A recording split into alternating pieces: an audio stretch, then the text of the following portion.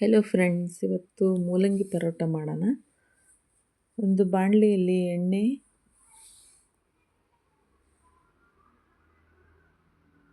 ಸ್ವಲ್ಪ ಜೀರಿಗೆ ಮತ್ತು ಕರಿಬೇವು, ಸಣ್ಣದಾಗಿ ಹೆಚ್ಚಿರೋ ಈರುಳ್ಳಿ ಫೈನ್ ಚಾಪ್ ಮಾಡ್ಕೊಳ್ಳಿ. ಅದನ್ನು ಸ್ವಲ್ಪ ಫ್ರೈ ಆಗೋವರೆಗೂ ಬಿಡಿ. ಆಮೇಲೆ ಶುಂಠಿ ಬೆಳ್ಳುಳ್ಳಿ ಪೇಸ್ಟು,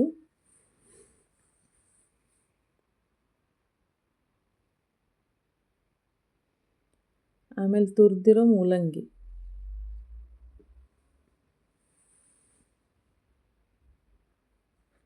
ಮೂಲಂಗಿನ ನೀರೆಲ್ಲ ಹಿಂಡ್ಕೊಳ್ಳೋದು ಏನೂ ಬೇಡ, ಹಾಗೆ ಹಾಕಿ.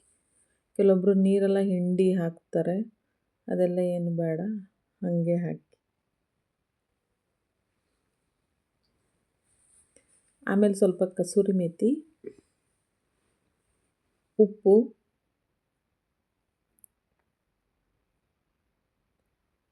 ಜೀರಿಗೆ ಪುಡಿ,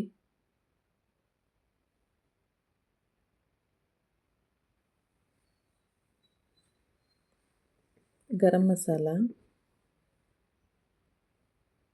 ಧನಿಯಾ ಪುಡಿ,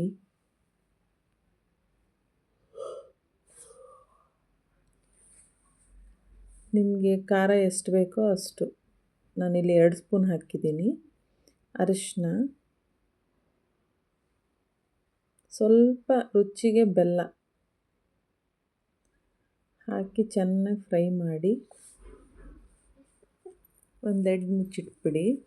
ಯಾಕಂದರೆ ಅದು ಎಣ್ಣೆ ಮೇಲೆಲ್ಲ ಬರಬೇಕು, ಆವಾಗಲೇ ಅದು ಚೆನ್ನಾಗಿ ಬರೋದು ಟೇಸ್ಟು. ಸ್ವಲ್ಪ ನಿಂಬೆಹಣ್ಣು ಹಾಕ್ಕೊಳ್ಳಿ ಮೇಲೆ.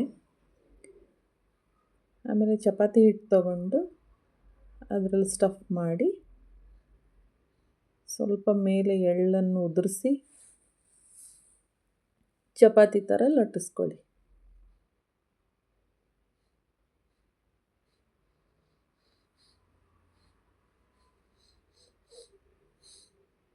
ಭಾಳ ಟೇಸ್ಟಿಯಾಗಿ ಬರುತ್ತೆ ಇದು.